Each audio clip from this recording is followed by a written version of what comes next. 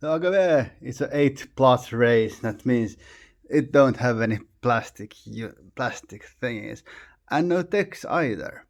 It's you probably read the backstory, so if you haven't, go read it now. And I don't recommend you watch this if you don't plan to get into an 8 plus race game. Of course, it's a bit complicated because it's not easy. But it is a good add-on to the game. If I get 8 players or more, then I like to have more variety. So the Agabe is about spreading the love. You have options of doing it, or actually you don't. You have a certain amount of influence because and then you spread the love by using the influence on planets like this, plop.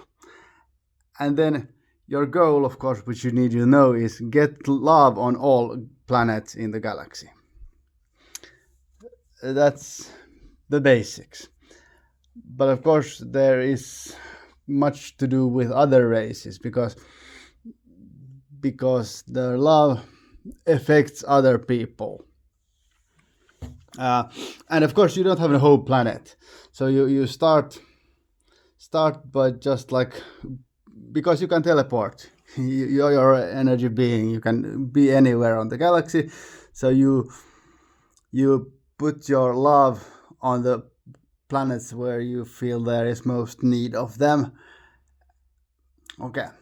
Well, I'll have to probably... You can do all of the normal actions with action cards, but usually you don't do action cards. You get plots, but you get just a certain amount of plots, limited versions, because you don't usually use any of them. This is interesting.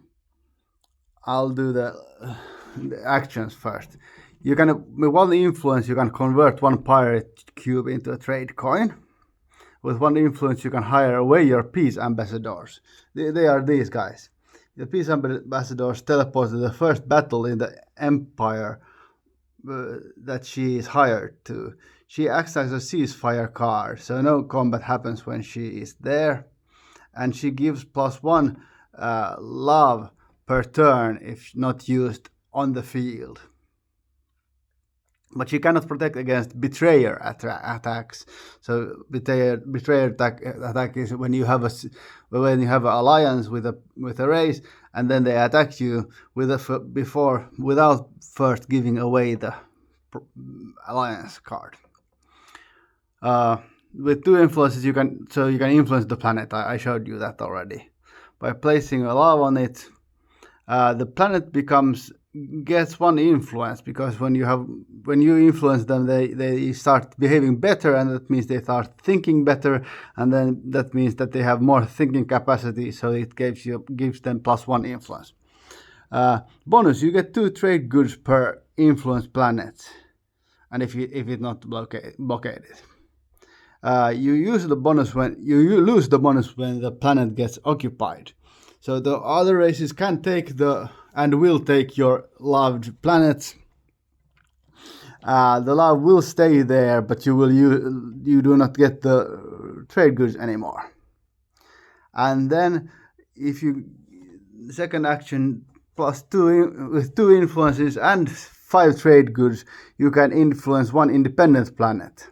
You get the same bonus, so 2 trade goods per turn, but they do not dismantle their units, so they just like join you until they join another race, and so you get the money from them.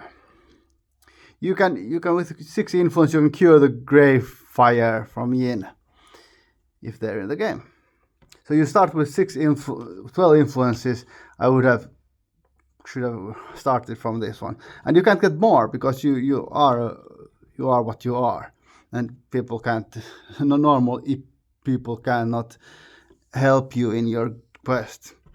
You do not use laws or action cards, and of course you're immune to external action cards. You should look at all races' victory conditions so that you can love them better. races do not get betrayer cards if they betray alliance with you. And when you convene the Senate, take the first card with the plus to galactic love from the directives, plus a normal card. And then the basics. Every race chooses one stance. This is the stance. This is the add-on to the races. When you're in the game, every race gets one of these love scales.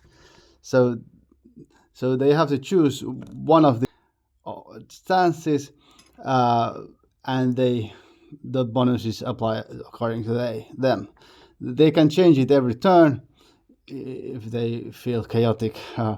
When a directive or law gives galactic love, you place that amount of love on the planets. I had to, yes. So the stances are, so what is the usefulness of them? It's how they react to your love propaganda. And let's start with the middle stance. If they have that one, they get +1 influence per planet with a love on it. But military units can be built on planets with love if there is 1 infantry per resource and infantry on that planet. And they get half of the love from the planets to the love scale.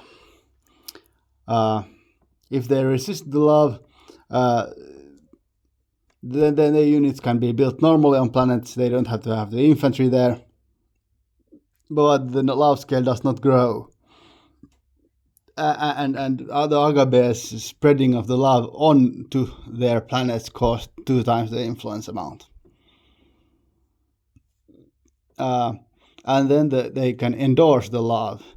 Then they, of course, get the same amount of 1 influence per planet with love. But then the love spreads to other planets in systems where there is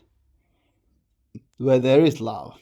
Military units cannot be built on love planets, and you have the amount of love that your love on the planet, and you get 1 love more per turn. This is the improved version. The first version, or the first and the second version, were really much more complicated. So this is the toned down versions. But yeah, so what do they get from the love scale? They have this nice symbol here. After half of their planets have love, they cannot enact more tax laws. But when they have 4 loves, they get +2 plot limit. At 6, they cannot invade independent planets. At 7, they get +2 influences. At 9, they cannot destroy planets. At 10, they get -1 corruption per turn, if the corporation is in the game.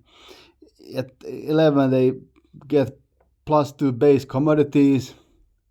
At 12, they get 1 free law action per turn. And the bigger ones is at 15 they cannot do actions that give minus to galactic law, galactic love. Then they get 1 yellow tech per turn, and then after that they must vote for laws that give plus to galactic love. And then they get 1 green tech per turn, and then their units start costing double amount. And at the full scale, they get maximum action cards at cleanup. So it's bonuses, and some not militaristic things. You of course have the normal agent, commander, hero thingy, which and you have special notes here, but I will get. Let's do the agent first. Saint Nicholas, agent of Agabe. If a player has at least 2 trade goods, you may exhaust this card to give them and you 1 trade good. It's just like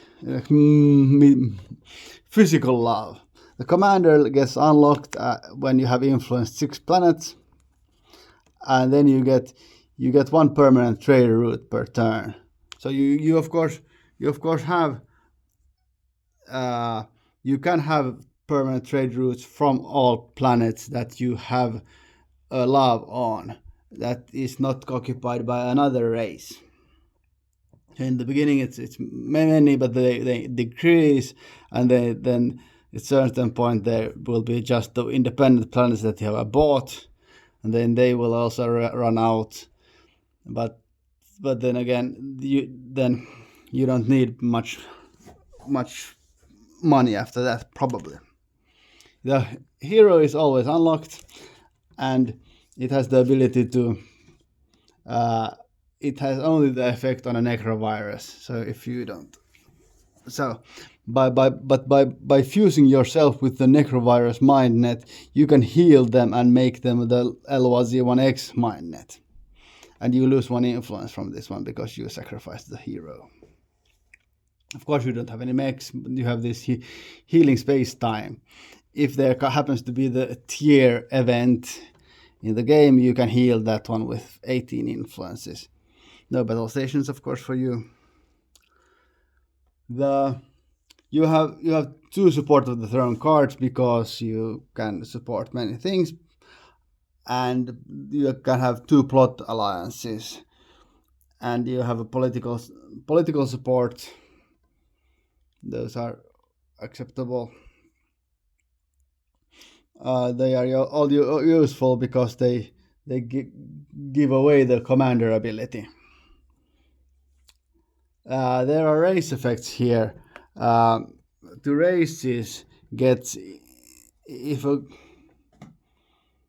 a race invades an independent planet, they get -3 love. If they give away a surrender card, they get -4 love. And if your planet gets pillaged, they get -1 love. And if they are in a battle or they use an external action card, they get -1, but just 1 per turn. But they get 10 love if they complete a victory or a goal. And there are their galactic love things. All races except 1 has permanent trade agreements. That gives the galactic love. That gives 2 loves. But if the tier event gives -6 love until it gets healed. So these ones are like, if they get them, you get them done, you just put those 2 loves on any planet that you want to. It takes a bit of a time to think about this, what you're actually going to do and how, because but you will have a much trade goods to bribe, because you don't have any other use for your trade goods when you get them from the bonus planets that you have loved. So you will of course try to bribe the races so that they can do the endorsing of the love stance. And of course it's a bit harder for the races because they have to keep track of this, but it's quite simple once you get the hang of it, which of course you will not in this video. That's it. They are... I showed you they can put their token on the which of the stances they have. That's it. There are 2 other +8 races. Will be more in the future, probably. Let's see. Do you want to playtest Agabe? I'm looking for playtesters. Come and join.